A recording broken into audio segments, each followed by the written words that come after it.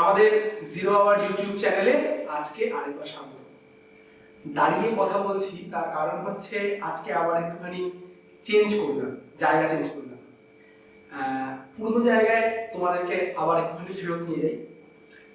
আজকে আমরা কোনো এই চ্যানেলের থেকে কোনো আলাদা করে কোনো প্রোগ্রাম ওরকম কোনো কিছু নয়, যেরকম আমরা ছোট ছোট টপিক নিয়ে ডিসকাশন করি, তোমাদের সঙ্গে আলোচনা করি, সেরকম না। আজকে একটা অন্যরকম জিনিস কিছু করবো। আজকে একটা ছোটখাটো গল্পের মধ্যে দিয়ে তোমাদেরকে নিয়ে যাবো, একটা আলোচনা পর্বের মধ্যে দিয়ে তোমাদেরকে নিয়ে যাবো। কি বলতেছে বলুন? স্যারের সঙ্গে আড্ডা। মানে আসলে এই আলোচনা কিছু নয়। চলো আজকে আমি আর স্যার আড্ডায়, তোমরাও হয়ে যাও তার সঙ্গে। চলো আড্ডাটা শুরু করা যাবে। স্যার 1 বছর হয়ে গেল ইউটিউব চ্যানেলের, আর মানে অনেকগুলো দিন অনেকগুলো পড়ার জিনিসপত্র দিয়ে দেওয়া হলো। 40টা এপিসোড হয়ে গেছে। 40টা এপিসোড একদম। তো আজকে একটুখানি পড়া বাদ দিয়ে কিছু মানে একদম পার্সোনাল গল্প শুনতে চাই। মানে আপনার এত বছরের অভিজ্ঞতা, সেই এত বছরের অভিজ্ঞতার থেকে অনেক ইন্টারেস্টিং এক্সপিরিয়েন্স আছে যা আমরা কম বেশি একটু শুনেছি। একটু বিস্তারে কয়েকটা এরকম সেটা আমিও তোর কাছ থেকে একটু শুনতে চাই। শুধু আমার কথা বললে তো হবে না। বেশ, কিন্তু আগে আপনারটা। আগে আমারটা। মানে তুই কোনখান থেকে শুরু করতে বলছিস? ধর আমি যখন এখান থেকে বলতে পারি যে মানে পড়ানো নিয়ে শুরু করবো বলছিস? না, পড়ানোর জায়গা তো আছে, ঠিক আছে, কিন্তু মানে মানে এই যে সাংবাদিকতা গণজ্ঞাপনের যে মানে জায়গাটা, মানে লোকজন পড়াশুনো করে যখন ঢুকছে, হ্যাঁ, ঢোকার পরে কিছু ইন্টারেস্টিং অভিজ্ঞতা নিয়ে এক্সপেকটেশন থাকে না যে এরকম হবে ওরকম হবে। আপনার সেরকম কিছু মানে কাজ করতে গিয়ে এরকম কোনো অভিজ্ঞতা একটা বলুন আজকে। হ্যাঁ, সেটা একটা অভিজ্ঞতা বলতে পারি। ধর আমি যখন প্রথম সাংবাদিকতায় ঢুকলাম, তো কাজটা তো সাব এডিটারের কাজ, মানে পুরোটাই সন্ধ্যেবেলা। মানে বিকেল 4টের সময় অফিসে যাই আর রাত্রিবেলা 11টায় বেরোই। লাস্ট ট্রেন ধরে তখন বাড়ি আসতাম 11:35 তখন লাস্ট ট্রেন ছিল রানাঘাট লোকাল। পরের দিকে তো রাত্রিবেলাও থেকে তারপরে আবার পরের দিন সকালে বাড়ি এসেছি, তাও হয়েছে। শেষের দিকে আরও পরের দিকে বলতে পারি যে গাড়ি করে রাত্রিবেলা পৌঁছে দিয়ে যেত। তো আমার বেশ মনে আছে যে একদিন এরকম একটা ফেরার অভিজ্ঞতার কথা বলি। হ্যাঁ, সে আমি এরকম অফিস থেকে বেরিয়েছি, তো অফিসের গাড়ি আমাকে শিয়ালদা পৌঁছে দিচ্ছে। তো আমি শিয়ালদায় ঢোকার মুখে ওই প্রাচী সিনেমার সামনে একটা রাত্রিবেলা খুব ভিড় হয়, মানে ওইখানে ওই বৈঠকখানা বাজারে আলু পেঁয়াজের লরি সব ঢোকে আর তাদের ওই একটা জ্যাম হয় আর কি। তো আমি সেই জ্যামে আটকে, মানে আমি যখন গিয়ে প্ল্যাটফর্মে ঢুকছি গাড়িটার, তখন আমি প্রায় শিওর যে আজকে আমি ট্রেনটা মিস করতে পারি। তো আমি না গাড়িটাকে দাঁড়াতেও বলিনি, যে আমি 5 মিনিট দাঁড়িয়ে যাও, যদি ট্রেনটা না পাই আবার ফিরে অফিস চলে যাব, তারপরে আবার পরে ভোরবেলা বেরিয়ে চলে আসবো। তো আমি তো গেছি স্টেশনে এবং যথারীতি দেখলাম যে ট্রেনটা বেরিয়ে চলে যাচ্ছে। আমি দৌড়েও পেলাম না, আর কী করবো? তো একটা কাজ করাই যেত, আবার বেরিয়ে এসে হেঁটেই অফিস চলে যাওয়া যেত বা কিছু একটা ধরে টরে। তাই আমি বললাম না, আমি একটা কাজ করি, রাতের শিয়ালদা স্টেশনটা কেমন সেটা একটু দেখি। ঠিক আছে, তাহলে আমি থেকে গেলাম। তো এবার প্রথমে আমি শিয়ালদা স্টেশনের বাইরেটাই ঘুরছি। 1-2 নম্বরের সোজা যে জায়গাটা দিয়ে বেরোনো, এখন তো চেঞ্জ করে দিয়েছে ওই জায়গাটা, অনেক গোছানো করে দিয়েছে সব জায়গা। তখন ওখানে প্রচুর দোকানপাটও ছিল, আরও নানা রকম ওই লোকজন যাদের ধর বাড়িঘর নেই তারা অনেকে ওখানে শুয়ে থাকতো। হ্যাঁ, এসব হতো। বেরিয়ে দেখছি একটা মোটামতো লোক, সে 3-4টে পাত্র নিয়ে বসে আছে। তাতে সব খাবার, কোনোটায় ভাত, কোনোটায় ডাল, কোনোটায় তরকারি, কোনোটায় ভাজা কিছু, কোনোটায় মাছ, কোনোটায় মাংস।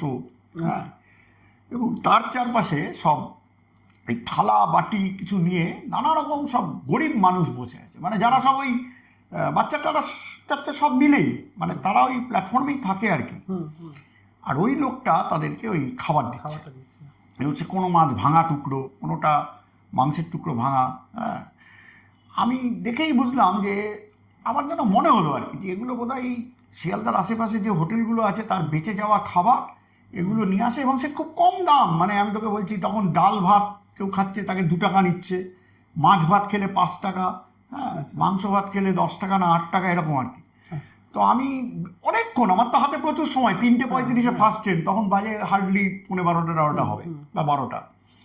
তো আমি কিছুক্ষণ অপেক্ষা করে আলটিমেটলি লোকটাকে গিয়ে আমি দেখলাম দাঁড়িয়ে দাঁড়িয়ে, তখন মোবাইল নেই যে আমি ছবি তুলবো, তাহলে তো ছবি তুলে রাখা যেত।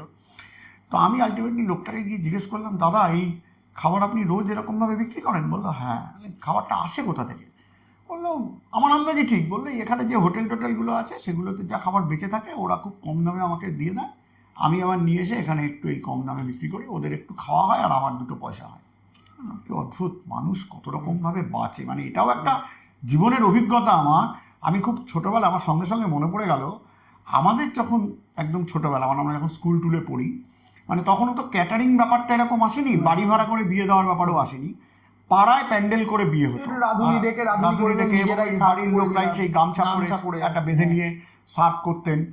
এবং আমার বেশ ভালো মনে আছে যে মানে যেখানেই কোনো একটা প্যান্ডেল হতো, সে বিয়ে বাড়িরই হোক, জন্মদিনের তখন এই সমস্ত সেলিব্রেশনের ব্যাপারই ছিল না, মানুষ এইভাবে জন্মদিনে বাড়িতে হয়তো একটু খাওয়া দাওয়া হতো, কিন্তু শ্রাদ্ধের বিয়ে প্যান্ডেলই হোক, মানে বিকেলবেলা থেকে, বিয়ে বাড়ির প্যান্ডেল তো রাত্রিবেলা খাওয়া হয়, শ্রাদ্ধ দুপুরবেলা, কিন্তু বিয়ে বাড়ির প্যান্ডেল হলে মানে ধর 5টা 5:30 থেকেই কাতারে ওই যারা ভিক্ষুক বা ভবঘুরে, যাদের ঠিকমতো খাওয়া দাওয়া জোটে না, তারা এসে ওই প্যান্ডেলের পাশে লাইন দিয়ে বসে পড়তো। মানে আমার নিজের অভিজ্ঞতা আছে এরকমও যে মানে যাদের বাড়ির বিয়ে তারা তাদেরকে সরিয়ে দিচ্ছে, বলছে ওই পাশে গিয়ে বসো, ঠিক খাবার দেবো। এবং মানে এমন কোনো বিয়ে বাড়ি ছিল না যেখানে রাত্রিবেলা ওই খাবার বেঁচে যাওয়ার পরে তাদেরকে সব ওই পংক্তি ভোজন যাকে বলে আর কি, ওইখানেই তারা সব থালাবাটি নিজেদের মতো নিয়ে আসতো, কিছু একটা বা শালপাতার থালা কিছু একটা বা কলাপাতা যাই হোক, যাই বাঁচতো, কলাপাতা বেঁচে গেলে তখন তো কলাপাতা মাটির ভাঁড়ে খাওয়া, সেই কলাপাতা দিয়ে তাদেরকে ওই খাবার খাইয়ে দেওয়া হতো, সেই হুটো পাটি করে তারা খেত। আমার মনে পড়ে গেল আর কি সেই অভিজ্ঞতাগুলো, যে একদম যেন সেই দৃশ্যটা আমার কাছে ফিরে এলো। কিন্তু তারপরের অভিজ্ঞতাটা আমার আরও ইন্টারেস্টিং। এইবার আমি তো প্ল্যাটফর্মের এদিক ওদিক 2 নম্বর 4 নম্বর 5 নম্বর ভেতরে ঢুকছি, এই করতে একটা সময় আমাকে আরপিএফ ধরেছে। ওরা বলছে আপনাকে আমরা দেখছি, একবার ওদিকে যাচ্ছেন, কী ব্যাপার? আর আমি লাস্ট ট্রেন মিস করেছি, এখন আমি ফার্স্ট ট্রেন ধরে বাড়ি যাবো, একটু ঘুরে প্ল্যাটফর্মটা দেখছি। আপনি কি করেন? আমি বললাম, প্রেস কার্ড দেখালাম। তো তারপরে ওরা আমাকে বললো আচ্ছা ঠিক আছে বসুন, ঘুরুন, ঠিক আছে। তারপরে এবার আমি 1 নম্বর প্ল্যাটফর্মে ঢুকে গেছি, ঢুকে 1 নম্বর প্ল্যাটফর্মে গিয়ে একটা বেঞ্চে বসেছি, তখনও ওই কাঠের বেঞ্চ। তো এর মধ্যে একটা 1 নম্বরে ট্রেন এসছে, ফাঁকা ট্রেন, তখন রাত্রির 1টা বাজে। তো আমি ভাবলাম কারশেড থেকে এসছে বোধ হয়। তো দেখি বেশ কিছু লোক মানে উঠে গেল, কম্পার্টমেন্টে উঠে গেল।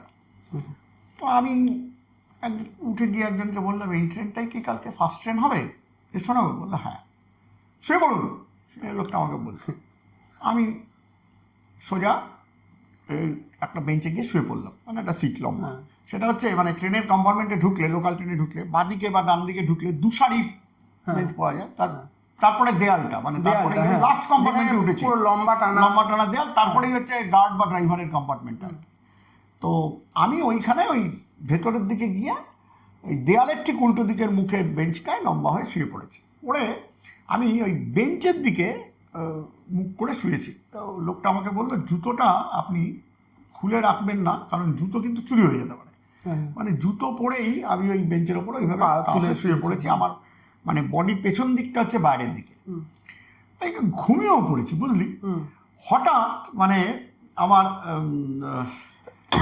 কে যেন আমার পেছনে প্যান্টের পকেটটা ধরে একটু টানছে, তাকিয়ে দেখি একটা লোক ওই পেছনের প্যান্টের পকেটে আমার মানি ব্যাগ ছিল, ওইটা বের করার চেষ্টা করছে। আমি না মানে কি মনে হলো, মানে ইনস্ট্যান্ট রিফ্লেক্সে আমি জাস্ট বাহাত দিয়ে লোকটাকে এরকম করে একটা ধাক্কা মেরেছি। লোকটা তো আমার বুকটা আমার হাতের রেঞ্জের মধ্যে, লোকটা মানে ওই পেছনের দেয়ালে গিয়ে এরকম একটা ধাক্কা খেয়ে জাস্ট একটু হাত দিয়ে একটা এরকম করে জাট করে বডিটা সোজা করে সাই করে নেমে চলে গেল।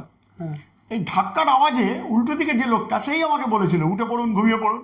তার ঘুম ভেঙে গেছে, সে আমাকে উঠে বললো কী হলো। আমি তো তখন একটু হতভম্ব আর কি, আমি উঠে বসে পড়েছি। বললাম যে এই মানিব্যাগটা ছিনতাই করতে এসেছিল। বললো আপনি মানিব্যাগ দেখিয়ে ঘুমাবেন, খুব নির্লিপ্তভাবে বললো, মানে কোনো ব্যাপারই না জানো। মানে অন্য সময় হলে লোকের কি বলা উচিত, হ্যাঁ তাই নাকি, ধরতে পারলেন না? লোকটা খুব ঘুমিয়ে নির্লিপ্ত হয়ে বললো আপনি মানিব্যাগ দেখিয়ে ঘুমাবেন আর লোকে চিন্তাই করবেন না, পাশ ফিরে শুয়ে পড়ুন। বলে লোকটা আবার পাশ ফিরে শুয়ে পড়ল, আমিও পাশ ফিরে শুয়ে পড়লাম। এখনো শেষ হয়নি কিন্তু। এইবার হঠাৎ দেখি ট্রেনটা চলতে শুরু করেছে। আমি চলতে শুরু করা মাত্র আমার ঘুম ভেঙে গেছে। ঘড়িতে তাকিয়ে দেখি সবে মাত্র 3টে বাজে, ট্রেন তো 3:35। এই ট্রেন কোথায় চললো, উঠে বললো। লোকটা আবার দেখি ওই লোকটা ঘুম ভেঙে গেছে, মানে ওই ট্রেনটা চলতে শুরু করেছে, ওনারও ঘুম ভেঙে গেছে। উনি হঠাৎ উঠে পড়ে বললেন শুয়ে পড়ুন, কার সেট যাচ্ছে, এটা হচ্ছে রানিং চেক। মানে বললো ওটা এখন ওই কার শেডের সামনে অব্দি একবার যাবে, আবার ফেরত চলে আসবে, এটা নাকি ওদের একটা রানিং চেক হয়। ঘুমিয়ে পড়লো, আর পাশ ফিরে ওই লোকটাও ঘুমিয়ে পড়লো, আমি আবার ঘুমিয়ে পড়লাম। মানে কোনো অভিজ্ঞ আর কি এইসব ব্যাপার। এবং সত্যি সত্যি ট্রেনটা ওই যে শিয়ালদা থেকে বেরোলে একটা ব্রিজ আছে না, ওই ব্রিজটা পর্যন্ত গেল, গিয়ে দাঁড়ালো, দাঁড়িয়ে আবার ব্যাক করে চলে এলো, দিয়ে আবার সেই 3:35 ছাড়লো। এটা নাকি রানিং চেক। মানে ট্রেন আগে একবার রোজ চলে করে, ট্রেনটা চলছে কিনা, লাইনটা ঠিক আছে কিনা, ওইটুকু একবার দেখে নিতে হয় আর কি। সেই অনেকে বাড়ি থেকে বেরোনোর সময় একবার মানে দুর্গা দুর্গা বলে, বাচ্চাদের সেই কপালে কাজলের টিপ পরিয়ে দেয়, হ্যাঁ, কারণ নজর যেতে না লাগানো, ব্যাপারটা যেন অনেকটা এরকম আর কি। আমার যাত্রা শুরু। তো এটা একটা অদ্ভুত সুন্দর অভিজ্ঞতা হয়েছিল। আমি আপনার কথা থেকে একটা জিনিস আমি এখনো ভাবতে মানে আমি আমার মাথায় ওটা চলে যাচ্ছে এখনো। ওই যেই লোকটার কথা আপনি বললেন না, যে খাবারটা দিচ্ছিল, যেই লোকগুলো খাচ্ছিল সেই লোকগুলো তো ঠিক আছে, মানে তারা খাচ্ছে, তারা কম খরচায় খাচ্ছে। যে লোকটা খাবার দিচ্ছে সে একটা প্রফেশন বানিয়েছে, বানিয়ে ফেলেছে। হ্যাঁ, অ্যান্ড তার খুব বেশি তো টাকা হয় না এখান থেকে। কিন্তু মানে আমার খুব জানার ইচ্ছা করছে যে এই লোকটা কি এটা প্রফেশনটা বানিয়েছে কারণ আর কেউ ভাবেনি এবং এখানে কোনো কম্পিটিশন নেই তার জন্য, নাকি তার সাথে কোনো ফিলান্থ্রপিও? আমি জানি না, এত কথা আর আমার হয়নি তার সঙ্গে। তবে এটা ঠিক যে আমি তারপরে বহুবার লোকটাকে খুঁজেছি, মানে বছর খানেক, বছর দেড়েক দুয়েক লোকটাকে আমি দেখতে পেয়েছি, কিন্তু তারপরে আর আমি লোকটাকে দেখিনি। তারপরে তো ওই জায়গাটা পুরো ভেঙে দিল, ওরা ওখানে সব পার্ক ফার্ক বানালো, মানে ওই জমায়েতটাকেই ওরা নষ্ট করে দিল। এখন তারা অন্য কোথাও গিয়ে ওইভাবে খায় কিনা বা ওইটা আমি দেখিনি। মানে আমার খুব অবাক লেগেছিল ওই প্ল্যাটফর্মের বাইরের ধুলি ধূসরিত জায়গা, কবির ভাষায় বললে আর কি, মানে অত ধুলোবালির মধ্যে বসে বাচ্চা বাচ্চা ছেলে মেয়েগুলো পর্যন্ত খাচ্ছে।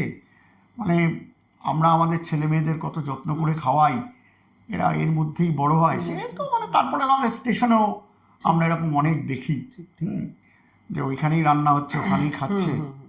এখনও শিয়ালদায় যদি লাস্ট ট্রেন ধরতে আসি তাহলে ওই তোর ওপারে যেখানে সরস্বতী প্রেস, ওখানে নেমে যখন ফ্লাইওভারের পাশ দিয়ে ঢুকি, ওই ফুটপাতেই তো কতজনকে দেখি বাচ্চা টাচ্চা নিয়ে সব ঘুমোচ্ছে। ওইখানেই মশারিটা নিয়ে ঘুমোচ্ছে, আবার মশারিও টানায় না।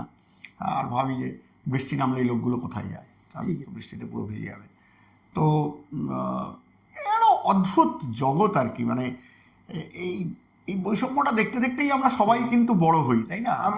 আমরা বৈষম্যটা ভাবি, হ্যাঁ আমরা মধ্যবিত্ত, আমাদের মানে অনেক অভাব এই কিছু, কিন্তু তারপরে যখন এদেরকে দেখবেন এরা তারপরেও কিন্তু মুখে কিন্তু হাসি রয়েছে। হ্যাঁ, অদ্ভুত। মানে আমি ওইটাও তোকে বলছি যে এই যে মানে আমি এটাও ভাবি, এই লোকগুলো যখন আমি বললাম তোকে যে আমি শিয়ালদা ফ্লাইওভারের পাশ দিয়ে ঢুকে যখন এখনো কখনো কখনো লাস্ট ট্রেন ধরার জন্য যাচ্ছি, ওরা ওই হাত পাখা চালিয়ে হাওয়া করতে করতে, হাজব্যান্ড ওয়াইফ হয়তো, তারা দুজনে গল্প করছে, হাসছে। মানে সারাদিন তাদের তো প্রচুর পরিশ্রম করে কিছু না কিছু রোজগার করতে হয়েছে, তাদের তো কোনো স্থায়ী আয়ের কোনো সুযোগ নেই। কি করেছে তাও জানি না, হয় যায়, কিন্তু মানে দিনের শেষে কোথাও একটা অল্প একটু হাসি যেন তাদের মুখে আছে। হ্যাঁ, সেটাও অদ্ভুত। একই রকমভাবে আমি একদিন ওই অফিসের গাড়িতে ফিরছিলাম, তখন ওই তোর কটা বাজে, রাত্রির 1টা-1:30 হবে। ওই সময় আমি ওই দেখছি যে ওই রথতলার ওখানে ফুটপাতে 3টে বাচ্চা সুন্দর শুয়ে আছে, হ্যাঁ, এবং ওইখানেই তারা ঘুমোচ্ছে। এটাও একটা ঘটনা। আবার আমি ফেরার পথে দেখেছি যে ধর আমি একটা কোথাও হয়তো রাত্রিবেলা ফিরছি, 3-4 জন মিলে হঠাৎ ঠিক হলো যে এই আজকে আমরা একটু কোল্ড ড্রিঙ্কস খাবো, একটা দোকানের সামনে দাঁড় করালাম, একটা ছবিও তুলেছিলাম। আমি দেখবো যদি মোবাইলে খুঁজে পাই ছবিটা আমি তোকে পাঠাবো। হ্যাঁ, ওই রাত্রিবেলা তখন বাজে প্রায় মানে ধর 12:30 একটা বাচ্চা ছেলে ফুটপাতের আলোয় বসে সে পড়াশোনা করছে। আচ্ছা। হ্যাঁ, মানে অদ্ভুত। আমি তাকে বললাম, কিরে তুই এত রাত্রিরে এখানে বসে পড়াশোনা করছিস? না ওই আর কি করছি। লিখতে হবে, আমাকে বললো লিখতে হবে। কেন লিখতে হবে জানি না, কিন্তু লিখছে বসে বসে কিছু একটা। এবং ওর মনোযোগ দেখে আমার আর ওকে খুব বেশি ঘাটাতে ইচ্ছা করলো না আর কি, যে ওকে আরেকটু ডিস্টার্ব করি। খুব মন দিয়ে পড়াশোনা করছে। আমি ছবিটাও তুলেছিলাম, দেখি যদি পাই আমি তোকে দেবো। ওরকম বাচ্চার ঘুমিয়ে থাকার ছবিও তুলেছিলাম। এখন মানে এইটা অদ্ভুত। আমি তোকে বললাম না যে আমরা কিন্তু এই বৈষম্যটা দেখে দেখে বড় হই আমরা, কিন্তু আমার একটা প্রশ্ন মনে মনে জাগে, আমরা কতজন ঠিক এটা ফিল করি আর কি, যে বা আমাদের ছেলে মেয়েদেরও আমরা এটা কতটা শেখাই যে দেখো তুমি অনেক কিছু পাচ্ছ, অনেকেই কিন্তু অনেক কিছু পায় না। হ্যাঁ, আমি সত্যি কথা বলছি, আমি আমার ছেলে মেয়েকে প্রথম থেকে বলেছি ভাত নষ্ট করবে না। হ্যাঁ, কারণ এই এক ফোঁটা ভাতের জন্য প্রচুর লোক ইয়ে করে। আমার ছোটবেলায় ওদের অভিজ্ঞতা ছিল যে ওরা হয়তো ওই পুরো ভাতটা খেতে পারেনি, সে ভাত আমি খেয়ে নিয়েছি একদম। আমার ক্ষেত্রে তো স্যার এটা উল্টো হয়। ধরুন কোথাও ঘুরতে গেছি, কেউ জানে ঠানে না, এবার ভাতটা দিয়েছে, খেয়েছি, খেয়েটে তো পরিষ্কার করেছি আর কি ভালো করে, খেয়ে যখন প্লেটটা নিয়ে যাচ্ছি তখন হচ্ছে ভাতটা ওদিকে আছে, যে হ্যাঁ খাওয়া হয়ে গেছে। কি খাওয়া হয়েছে? কিছুই তো নেই প্লেটের মধ্যে, কিছু নেই সেটাই তো হচ্ছে। আপনারা খুব ভালো বানিয়েছেন, মানে একদিকে খুব মানে খুশিও হয় যে খাবারের প্রশংসা করছি, আবার একটা সেম পয়েন্ট অফ টাইম মানে এইটা আমি দেখেছি খুব কম লোক না এটা ঘটনা করে। আর অনেকেই কিন্তু, তুই আরেকটা জিনিস দেখ, অনেকে কিন্তু এই যে আমরা বিয়ে বাড়ি টিয়ে বাড়িতে খেতে যাই, দেখবি প্রচুর লোক খাবার নষ্ট করে। আমার না খুব রাগ হয়, খুব রাগ। তুমি যদি খেতেই না পারবে তুমি নিচ্ছ কেন? নেবে না। হ্যাঁ, কিন্তু নিয়ে খাবার নষ্ট করবে কেন? হ্যাঁ, এবং আমি ওই তোকে ছোটবেলার যে কথা বললাম যে আমাদের ওই পাশে সব প্যান্ডেলের পাশে এসে লোকে লাইন দিয়ে বসে পড়তো, আমি তাদের দেখেছি ওই খাবারগুলো তো নিয়ে গিয়ে পাশে তখন ফেলা হতো কোনো একটা জায়গায়। মানে তখন তো ওই মিউনিসিপ্যালিটির গাড়ি টাড়ি এইসব সিস্টেমও চালু হয়নি। হ্যাঁ, ফলে আমরা সবাই ওই কোনো প্যান্ডেলের পাশেই একটা জায়গায় ফেলতাম, পরের দিন সুইপারকে দিয়ে সেটা তুলে ফেলা হতো। ওই খাবারের থালা যেগুলো ফেলা হচ্ছে মানে কলা পাতা মেইনলি, তার মধ্যে গিয়ে ওরা কাড়াকাড়ি করছে যে যদি কোনো একটা কিছু খাবার যদি পাওয়া যায়, কেউ একটু মাংসের টুকরো ফেলে দিয়েছে, কি মাছ ফেলে দিয়ে একটু ভাত ওই তুলে তুলে খাচ্ছে। হ্যাঁ, ফলে এই খাবার নষ্ট করাটা আমার কাছে খুব বিরক্তিকর। খাবার নষ্ট করা, আর একটা হচ্ছে ওই খাতার পাতা। আমি তো এখনো আমার স্টুডেন্টদের বলি যে বাড়িতে 11-12 খাতা নিশ্চয়ই এখনো কিছু ফাঁকা পড়ে আছে, যেগুলো এমনি পড়ে আছে ওগুলো বার করবি, ওগুলো তো রাফ খাতা, তাতে বসে বসে ওই উত্তর লেখা প্র্যাকটিস করবি। বোধহয় তোদেরও আমি এগুলো বলেছিলাম, উত্তর লেখা তাদেরও ওখানে উত্তর লেখা প্র্যাকটিস করবি, কপি লেখা প্র্যাকটিস করবি, ওই পাতাগুলো শেষ কর, নষ্ট করে দিস না। এখনো আমার ছাত্রছাত্রীরা পড়তে এসে হয়তো কেউ বললো স্যার আজকে না আপনি যেটা পড়াবেন এই খাতাটা আনতে ভুলে গেছি, অন্য একটা খাতা নিয়ে এসেছি, দুটো পাতা দেবেন। আমার ওইরকম আমার ছেলে মেয়েদেরও অনেক খাতা রাখা আছে, আমি ওখান থেকে ছিঁড়ে ছিঁড়ে পাতা ওদেরকে দিই, যে আমি একটা খাতাও ফেলিনি, যে নষ্ট করা যাবে না। এইটা একটা খুব গুরুত্বপূর্ণ, মানে আমার মনে হয় এটা প্রত্যেক বাবা মা, মানে যাদের সাধ্য আছে, যারা ছেলে মেয়েকে মানে একটা মোটামুটি সুন্দর পরিবেশে বড় করার চেষ্টা করছেন, তাদের প্রত্যেকের বোধহয় তাদের ছেলে মেয়েকে এটা শেখানো উচিত যে এই খাবার নষ্ট করবে না, খাতার পাতা নষ্ট করবে না, খাতাগুলোকে ব্যবহার করো। খাতা ফেলে দেবো ফাঁকা সাদা খাতা তা নয়, এগুলো প্র্যাকটিস করো, রাস্তায় অনেক কিছু করার জন্য প্র্যাকটিস করা যায়, এগুলো নষ্ট করো না। এইটা একটা খুব গুরুত্বপূর্ণ শিক্ষা। এগুলো কি হয় মানে এগুলো একজনের ওই মানে জীবন দর্শনটাকে মানে খানিকটা একদম গড়ে দিতে সাহায্য করে আর কি। ছোটবেলা থেকে এই গ্রুমিং গুলো যদি করানো যায় তাহলে তারা সেটা তৈরি করবে। আমার ছেলে মেয়ে যেমন এখন অনেক সময় করে, আমার ছেলে মেয়ে হয়তো খেতে ইচ্ছে করলো না পুরোটা, আমি বাড়িতে নেই, ওরা কিন্তু খাবারটা ফেলে দেয় না, ওরা কি করে ওটা ফ্রিজে ঢুকিয়ে রাখে। হ্যাঁ, মানে নিজেই, আমি কিন্তু বলিনি, কিন্তু ওরা নিজেরাই ফ্রিজে ঢুকিয়ে রাখে। কখনো হয়তো ভাবে যে এবেলার খাবার আচ্ছা ওবেলা একটু গরম করে খেয়ে নেবো, মানে মাখামাখি। আবার কখনো ভাবে যে আমরা যদি নাও খাই ও বাবা ঠিক কালকে এটা খেয়ে নেবে। আমি তো রাত্রিবেলা ফিরি, ওদের তখন খাওয়া দাওয়া হয়ে যায়, ঘুমিয়েও পড়ে, এবং সত্যিই তাই, আমি পরের দিন দুপুরবেলা ওই ভাত বার করে গরম করে আমি ওটা খেয়ে নিলাম, যে নষ্ট করা যাবে না। আমি একবার ওদের হয়তো জিজ্ঞেস করলাম বাড়িতে থাকলে তোরা গিয়ে এটা আর খাবি, কখনো বললো খাবে, দিলাম, কখনো বললো খাবে না, ঠিক আছে আমি খেয়ে নিচ্ছি, আমি খেয়ে নিলাম। সেটা একটা বিটকেল খাওয়া হলো আর কি, মানে এখানে ডাল, ওখানে হয়তো একটু শাক দিয়ে ভাত মাখা, একটু মানে ওই 3-4 রকমের খাওয়া, 2-3 রকমের খাওয়া মিলে আমার প্রায় খাওয়াই হয়ে গেল আর কি। আমাদের অর্কপ্রতিমার কি বলে বিশ্বজিতের মানে কম্বিনেশনের মতো ব্যাপার আর কি। বিশ্বজিৎ যা খেতে পারে সেটা আর আমি মানে অর্কপ্রতিমা একই রকম, তবে অর্কপ্রতিমের দিদির বিয়েতে গিয়ে শুনেছি বিশ্বজিৎ 47 পিস মাটন খেয়েছিল, মানে ওর পেটের ভেতরে ব্লাডারটা ঠিক কেমন, মানে এরকম একটা কোনো ব্লাডার আছে এবং সেটা ফুলতে থাকে ক্রমশ। আমার এটা নিয়ে এটা তো স্যার হয়েছিল দেবাশিসের বউ ভাতে। বউ ভাতে আমি বসেছি, একদিকে বসেছে বিশ্বজিৎ, উল্টো দিকে বসেছে বিকি বিশ্বাস। আচ্ছা। আর ওই যে মাঝের যে ইয়েটা ফেলার যে জায়গাটা থাকে ওখানটাতে মাটনের হাড়ে এরকম স্তূপ হয়ে গেছে, দুজন মিলে খেয়েছে। এবার সঞ্চারী যেতে গিয়ে আমাকে বলছে, তাতাইদা তোমরা কি খেয়েছো? আমি খাইনি, 3 পিস খেয়েছি, এই যে দুটো বসে আছে, যে তোরা খেয়েছিস। মানে এই খাবার নষ্ট করা নিয়ে আমার একটা অভিজ্ঞতা আছে। আমি তো তুই জানিস আমি তো একেবারে ঘোরতর নাস্তিক মানুষ, কিছুই মানি না। তা টিচারদের অনেকের বাড়িতেই ওই সরস্বতী পুজো হয়, সেই উপলক্ষে একটা খাওয়া দাওয়া হয়, কারো কারো বাড়িতে লক্ষ্মী পুজো হয়, খাওয়া দাওয়া হয়। তা আমার বাড়িতে এসব কিছু নেই। তো ছাত্রছাত্রীরা আমাকে বললো যে স্যার আপনি তাহলে আমাদের তো একবার একটু কিছু খাওয়াবেন নিশ্চয়ই। হ্যাঁ খাওয়াবো তো বটেই, কী খাওয়াবো সেটা ভাবছি যে তোদের কি খাওয়ানো যায়। হ্যাঁ, তো হঠাৎই একজন আমাকে বললো স্যার একটু বিরিয়ানি খাওয়ানো একদিন আমাদের। আমি এটা ভালো প্রস্তাব, একটা বিরিয়ানি খাওয়ানো যায়। তো আমি ওই আমাদের সোদপুরেই উত্তমদা বলে একজন আছেন, উনি একজন ছোটোখাটো শিল্পপতি, খুব খেলাধুলা প্রিয় মানুষ এবং খুব সংস্কৃতি মনস্ক মানুষ। উনি আমাদের ওই সোদপুরের ওপারে এইচবি টাউন আছে, সেই এইচবি টাউন ক্লাবের সেক্রেটারিও ছিলেন দীর্ঘদিন। তো ওনার বাড়ির সঙ্গেই মানে ওনার কম্পাউন্ডের মধ্যেই একটা ওই অনুষ্ঠান বাড়িও আছে। তো আমার তো অত ছাত্রছাত্রী খাওয়াতে গেলে আবার যারা পুরনো পাশ করে গেছে তাদেরও তো বাদ দেওয়া যাবে না, ঠিক আছে, ফলে তাদেরকেও রাখতে হবে। মানে সংখ্যাটা প্রায় ধর তখনই 250-300 তো হবেই। তো আমি এটা কোথায় করব? তো আমি ওই আমারই একজন বন্ধু, জুনিয়র ভাই এর মতো, পিন্টু বলে, পিন্টু রাহা, আগরপাড়া একটা স্কুলে পড়ায়, তো বাংলার টিচার। ওকে জিজ্ঞেস করলাম কথায় কথায়, পিন্টু বলতো এটা কি করা যায়? পিন্টু আমাকে বললো তুমি উত্তমদাকে বলো। উত্তমদার সঙ্গে আমাদের যোগাযোগ ভালোই ছিল, সেটা একটা অন্য সূত্রে। ওই আমরা তখন পানিহাটি মেলা বলে একটা মেলা করতাম, সেই মেলাতে উত্তমদাও এক্সিকিউটিভ কমিটি মেম্বার ছিলেন, আমিও ছিলাম, ওই মেলার সূত্রেই যোগাযোগ।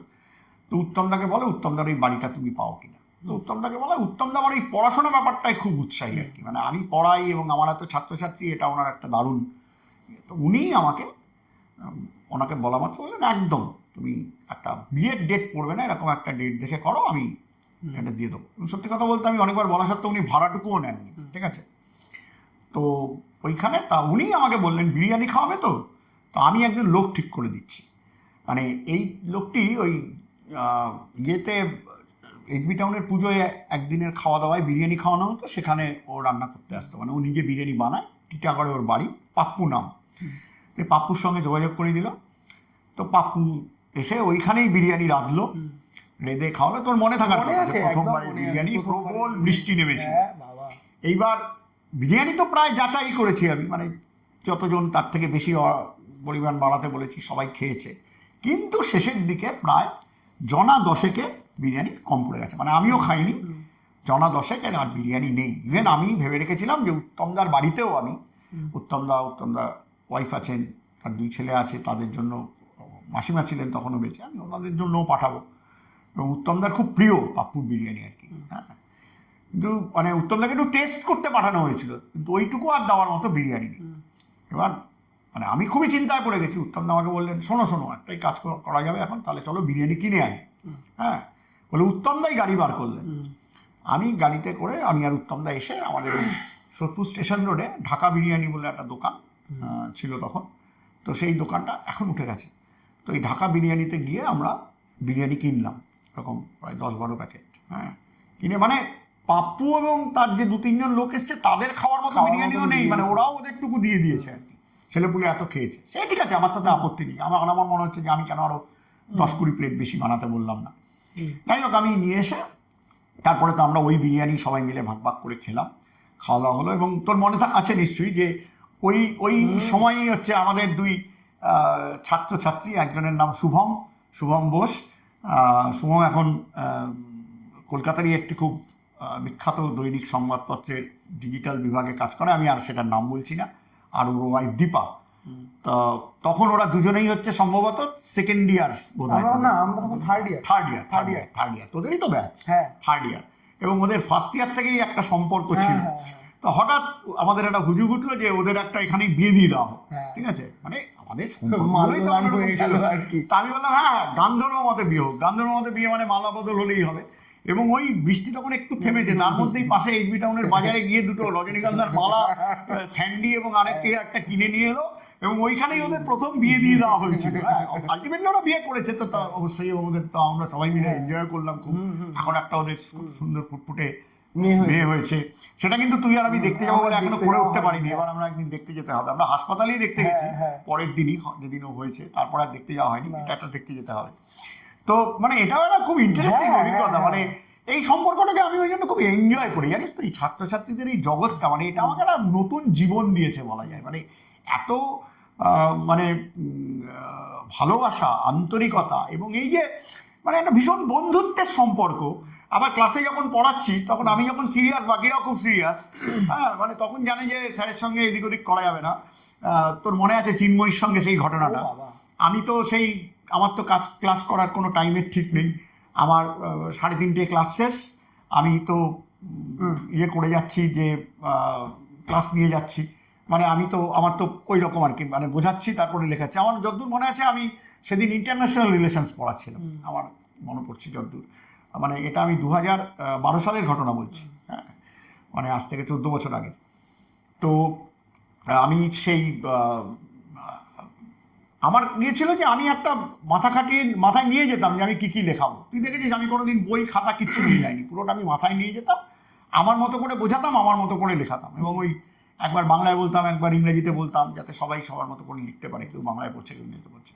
তো আমি তখন বাজে প্রায় বোধহয় 4:30 হয়ে গেছে, মানে আমার 3:30 ক্লাস শেষ, 1 ঘন্টা বেশি নেওয়া হয়ে গেছে ক্লাস। তারপরেও আমি একটা প্রশ্ন বলেছি, সঙ্গে সঙ্গে তোরা সবাই মিলে লাফিয়ে উঠেছিস, না স্যার, আমার না স্যার। এবার আমার একটা মানে মানে কি বলবো, একটা নীতিগত অবস্থান ছিল, মুখ দিয়ে যেটা একবার বলে ফেলবো ওটা করতেই হবে আর কি। তো তোরা যতক্ষণ একটু 2-4 মিনিট না স্যার এসব করেছিস, তারপরেও আমি কিচ্ছু না বলে আবার বলেছি লেখ প্রশ্নটা। যেই এটা বলেছি সঙ্গে সঙ্গে ফার্স্ট বেঞ্চে বসেছিল চিন্ময়ী, জাস্ট বলে উঠেছে ধুস ব্যাং। হ্যাঁ, ধুর ব্যাং, ধুর ব্যাং বা ধুস ব্যাং। স্যার আর লেখাবেন না, ও স্যার, শোনেই না, ধুর ব্যাং, এই ধুর ব্যাং বলার সাথে সাথেই আমি কিচ্ছু করিনি, আমার মনে আছে আমি জাস্ট ওর দিকে খুব গম্ভীর হয়ে তাকালাম, তাকিয়ে আমি রেজিস্টার খাতাটা হাতে নিলাম, নিয়ে চেয়ার ছেড়ে উঠে দাঁড়ালাম, দাঁড়িয়ে আমি জাস্ট বেরিয়ে যাচ্ছি। তোরা একটু হতবাক, কেউ তখনও কিছু বলিসনি, ক্লাসটা প্রায় পিন ড্রপ সাইলেন্স। আমি শুধু দরজা দিয়ে বেরোনোর সময় বললাম, মানে দরজাটা খুলে বেরোনোর মুখে মাথাটা ঘুরিয়ে বললাম, কাল থেকে তোদের আর ক্লাস নেবো না, এইচওডিকে জানিয়ে দিচ্ছি, বলে দরজাটা খুব জোরে টেনে দিয়ে বেরিয়ে দিয়েছিলাম। এইবার আমি মানে পাশের বিল্ডিং এর 3 তলায় আমাকে উঠতে হবে স্টাফ রুমে খাতাটা জমা দিতে যাওয়ার জন্য, ওই 1 তলার সিঁড়িতে ওঠার মুখে তোরা কয়েকজন গিয়ে আমাকে মানে জাপটে প্রায় ধরেছিস আর কি, যে এটা তো এইচওডির কানে গেলে, অর্পিতা বল, অর্পিতার কানে যাওয়া মানে তোদের সর্বনাশ আর কি, মানে যাই হোক, মানে যেহেতু অর্পিতাকে মানে এখনো বোধ হয় তোরা অনেকে ভয় পাস ফোন করার আগে, তুই সেদিনও এখনো ফোন করতে গেলে বললে কেমন একটা কাঁপুনি হয়, সে অনেকেই বলেছে আমাকে যে এখনো বলে, পুরনো যাদের সঙ্গে দেখা হয় ভুল বলে, চিন্ময়ও বলেছে। এইবার চিন্ময়ী বাদে বাকিরা সব এসছে, স্যার আর হবে না, স্যার এরকম করবেন না, ম্যাডামকে কিছু বলবেন না, এসব বলে যাচ্ছিস। আমি তো সিঁড়ির পাশে দাঁড়িয়ে আছি, কোনো কথা নেই, আরে ক্লাসে যা, আমি শুধু বলছি ক্লাসে যা, বাড়ি যা, বাড়ি যা, এইরকম। এর মধ্যে কে জানি চিন্ময়ীকে ধরে নিয়ে এসেছে, চিন্ময়ী তো এসে কাচু মাচু মুখ করে প্রায় কেঁদে, ও স্যার আর হবে না স্যার, আমি ভুল করে ফেলেছি স্যার, খুব কান্নাকাটি করলো। এর মধ্যে অর্পিতা নেমে এসছে, এটাই হচ্ছে সব থেকে ইন্টারেস্টিং। হঠাৎ দিকে অর্পিতা নেমেছে, রে কি হয়েছে সুকান্ত? আমি সঙ্গে সঙ্গে মানে ইনস্ট্যান্টলি বলি, না কিছু না, ওই ওরা একটা ওদের প্রশ্ন সেটা করছিল, ওদের আরও কিছু কি একটা জানার আছে, ওইটা নিয়ে একটু কথা বলতে এসেছিল, ঠিক আছে, এটা আমরা পরের ক্লাসে আলোচনা করবো বলে আমি তোদের সেই যাত্রা বাঁচিয়ে দিয়েছিলাম, ম্যাডামকে কিছু বলিনি। যদি এটা ঠিক যে আমি বোধহয় শেষ পর্যন্ত অর্পিতাকে ঘটনাটা কখনো বলিনি, মানে আজ অব্দি বলিনি, এখানে যদি কখনো শুনে তাহলে হয়তো অর্পিতা জানতে পারবে যে এরকম ঘটনাটা ঘটেছিল এবং আমি এরকম ক্লাস থেকে বেরিয়ে এসেছিলাম। হ্যাঁ, তো যাই হোক, যেটা তোকে বলছিলাম, মানে এই বিরিয়ানির গল্পটায় ফিরি, ওখান থেকে আমি আবার এই দীপা শুভমের গল্প বলতে বলতে চিন্ময়ীতে চলে গেলাম। এইবার খাওয়া দাওয়া হয়ে যাওয়ার পর, মানে এই সমস্ত মানে ওই সব দীপা শুভমের গান্ধর্ব মধ্যে বিয়েটিও হয়ে যাওয়ার পর, কে যেন এসে আমাকে বলেছিল, স্যার খাবারটা কম পড়ার কারণটা দেখবেন। তখন আমি বললাম কি, একদিকে আসুন। তো এই বিরিয়ানি যেগুলো খাওয়ানো হয়েছিল, আমরা কাগজের প্লেটে খেয়েছিলাম সবাই, সেগুলো ফেলার 2টো কন্টেনার ছিল, সেই কন্টেনারের কাছে আমাকে নিয়ে বলছে, দেখুন কত বিরিয়ানি এক একজন নষ্ট করেছে। তাহলে এই বিরিয়ানি যদি থাকতো তাহলে স্যার আপনাদের কারোর কম। আমার এত রাগ হয়েছিল, খারাপও লেগেছিল, মানে তখন তো সবাই চলে গেছে, অলমোস্ট আমরা 5-6 জন আছি, যে খাবার নিয়ে কেন নষ্ট করবে, মানে ইভেন মাংস আলুও কেউ কেউ ফেলে দিয়েছে। হ্যাঁ, তাহলে তুই নিলি কেন? হ্যাঁ, না নিলেই তো আমার বেশ মনে আছে যে আমি যখন পরের বার বিরিয়ানির আয়োজন করলাম সেবার একদম পরিষ্কার বলে দিয়েছিলাম যে যতবার চাইবে ততবার বিরিয়ানি পাবে, কিন্তু কারোর পাতে যেন এক ফোঁটা মানে রাইস বা কোনো আলুর টুকরো বা আলু বা মাংস কিছু পড়ে না থাকে, খাবার নিয়ে নষ্ট করবে না। এবং এটা বলতে পারি যে আমার ছাত্রছাত্রীরা সবাই কথা শুনেছে, কোনো বাড়ি আর তারপর থেকে বিরিয়ানি নিয়ে কেউ নষ্ট করেনি। আমার খুব মনে হয় যে এটা প্রত্যেক মা বাবার শেখানো উচিত। তার নিমন্ত্রণ বাড়িতে মা বাবা ছেলে মেয়েকে নিয়ে খাচ্ছেন, তারা খাবার নষ্ট করছেন, তাদের ছেলে মেয়েরা হচ্ছে ব্যাপার। এইটাই আর কি। যাই হোক, এরকম অনেক অভিজ্ঞতা আছে। তো আনফরচুনেটলি আমাদের 30 মিনিটের বেশি আর কি মানে রেকর্ডিং হয় না, সেটার জন্য আর কি বারবার করে কেটে রেকর্ড করাটা, সেটা বড় কথা যে 30 মিনিটের বেশি লোককে একটা শোনানোটাও খুব দরকার হলে পরে দেখা যাবে, পরে আবার আবার না আমাদের এই ঝুলিতে গল্প এত আছে যে শেষ হওয়ার নয়, তোরও আছে অনেক, তুইও দুটো ক্লাসের অভিজ্ঞতার কথা বলতে পারিস। হ্যাঁ, সেই যে ক্লাসে একটা ছাত্রীকে নিয়ে ঝামেলা হয়েছিল মনে আছে? রীতিমতো মনে। তারপরে নাম বলছি না, কিন্তু তারপরে তোদের সেই শুটিং, ইয়েদের শুভমদের সেই মিউজিক ভিডিওর শুটিং, যাতে আমাকে একটা পার্টে অভিনয় করালি। হ্যাঁ, এটা এই অভিজ্ঞতাগুলো তুইও বলতে পারবি, আমিও বলতে পারবো, এরকম অনেক অভিজ্ঞতা আছে। সুতরাং প্লাস পড়তে আসার সময়ের অনেক অভিজ্ঞতা, আমার আরো অনেক কিছু বলার আছে, নিশ্চয়ই তোরও আছে। আমাদের কত আলোচনা সিনেমা থেকে শুরু করে কত কিছু নিয়ে, তা নিয়েও অনেক কিছু কথা বলা যাবে। আজকে এটুকুই থাক, আবার আরেকদিন একদম পরে আরেকটা দিন দেখা হবে। আর আপনাদের কেমন লাগলো সেটা অবশ্যই আমাদেরকে জানাবেন। এটা আমাদের প্রথম দিকের একটা এরকম আড্ডার ভিডিও। এইরকম ধরনের আড্ডার ভিডিও আপনারা যদি আরো দেখতে চান তাহলে অবশ্যই সেটা আমাদেরকে কিন্তু কমেন্টে জানাবেন। আর যদি এই আড্ডাটাতে মানে সঙ্গে থাকতে পেরে, আমরা মনে করছি যে আপনারাও আমাদের সঙ্গে আছেন, যদি সঙ্গে থাকতে পেরে ভালো লেগে থাকে তাহলে এই ভিডিওটা একটা লাইক অবশ্যই করবেন। বন্ধু বান্ধব যারা জার্নালিজম, মাস কমিউনিকেশন বা অ্যালাইড কোনো সাবজেক্ট পড়ছে, মানে ধরে নেওয়া যাক ফিল্ম স্টাডিজ পড়ছে, বা দেখা যাচ্ছে হয়তো উইমেন স্টাডিজ পড়ছে, এই ধরনের কোনো মানে মিডিয়া সায়েন্সেসের কোনো ডিপার্টমেন্টে আছে, এদের সঙ্গে অবশ্যই আমাদের ভিডিওগুলো শেয়ার করতে কিন্তু ভুলবেন না। হ্যাঁ, আমিও বলে রাখি, আমি পরের দিন তোকে বলবো আমার একটা মধ্যরাতের দমদম এয়ারপোর্টের, হ্যাঁ, ইয়াসির আরাফাতের গল্প, এইটা কিন্তু পরের বার তাহলে আমরা শুনছি। তাহলে ওইটা শুনতে গেলে পরের বার আবার তাহলে পরের বারের জন্য অপেক্ষাতে আমরা সবাই রইলাম। আজকের মতো এতটুকুই, থ্যাংক ইউ। আমরা সবাই ভালো থেকো, সবাই ভালো থাকুন।